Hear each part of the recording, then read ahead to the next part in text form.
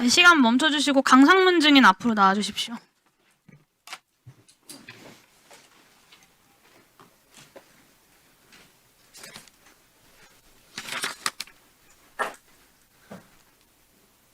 영등포 경찰서장입니다. 네, 계엄 당시에 영등포서에서 출동한 경찰들 권총과 수갑 들고 나왔죠? 저희 그 지역 경찰 권총과 수갑 들고 나왔죠? 네, 네. 권총 보십시오. 시간 잠깐 멈춰주시고 이호영 직무대행님 앞으로 나와주시겠어요?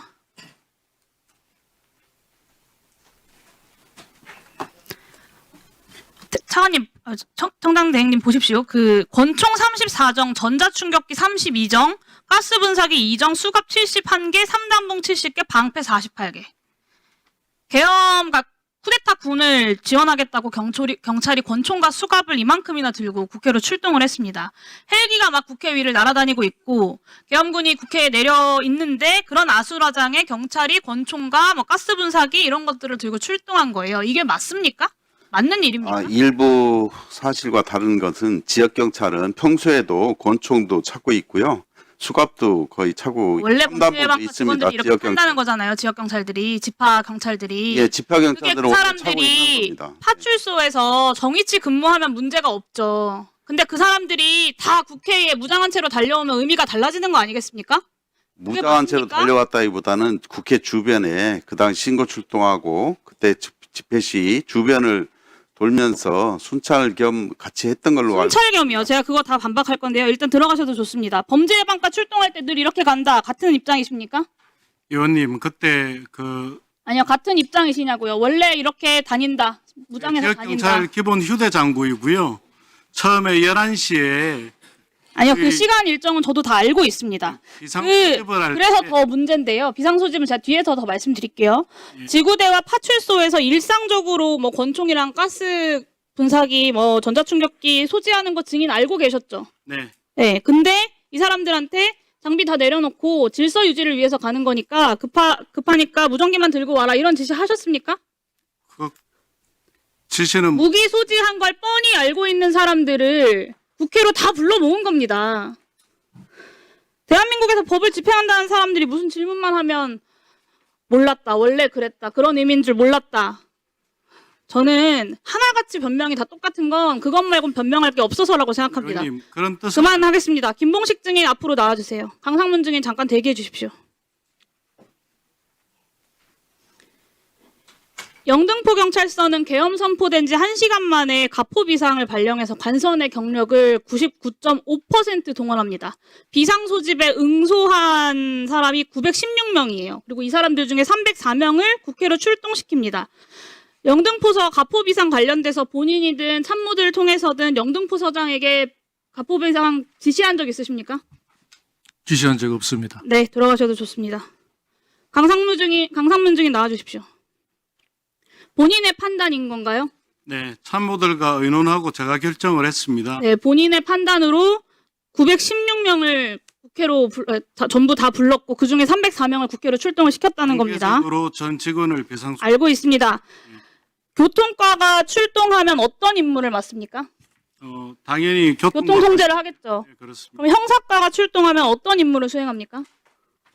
그날 저희 영등포 경찰이 했던 일은 하나같이 다 질서 유지 업무였고요. 기능별로 특별한 임무를 부여하지는 않았습니다. 네, 영등포서에서 무기를 소지하고 있는 범예과 다음으로 가장 많이 출동한 게 형사과예요.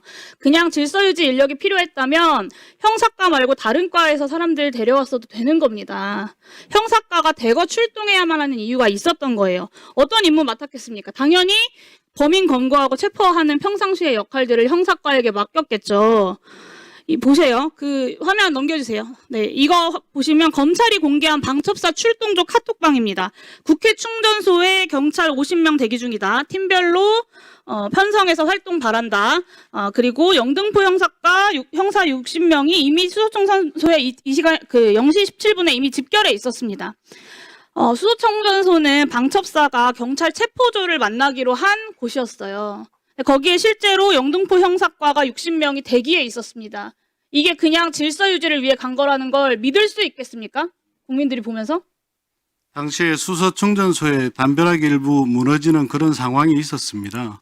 형사과장이 형사 인력을 다 운영을 그때 하다가 당시에 기동대도 어마어마하게 국회 주변에 깔려 있었습니다. 기동대가 계속 그리고 하고 있는 상황이었고요. 모발 대비였으면 여러 곳이 아니라 여럿이 한 곳에 모여 있는 게 아니라 흩어지는 게 맞죠. 그리고 방첩사에서도 경찰 50명이 대기하고 있을 거라고 했고 실제로 60명이 대기하고 있었던 것 아닙니까? 실제로 이제 저 통화를 방첩사와 저희 형사대리에서 인원을 확인했는지는 알 수가 없는데요.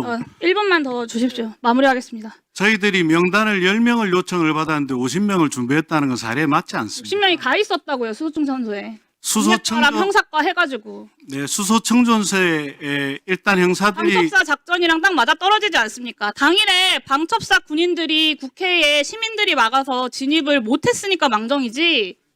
수소충전소에서 형사들 만났으면 바로 체포작전 들어갔을 거 아닙니까? 이게 누구 지시였는지 사전 모의된 거였는지 밝혀야 하고요. 김봉식 증인 다시 한 번만 묻겠습니다. 60명 수소충전소 인근으로 배치시킨 거 서울청 지시사항입니까? 아니면 강상문 증인의 자체 판단입니까? 뒤에 김봉식 증인. 서울청 차원에서 지시된 사항은 없습니다. 전혀 없다는 말씀이신 예. 거죠? 네, 이호영 직무대행님 잠시만요. 제가 이틀 전에 행안위에서 수사 결과는 결과대로 기다리더라도 경찰 조직 내에 내란에 동조하고 기여한 사람들 직위 해제시켜야 된다라는 말씀 드렸습니다. 그래야 경찰에 대한 신뢰가 회복될 것이다 이런 말씀을 드렸어요. 박상민 서장은 물론이고 경기남부청장, 과천경찰서장처럼 내란에 적극 가담했던 관서장들, 청장들 빠르게 직위 해제 조치해 주시길 바랍니다.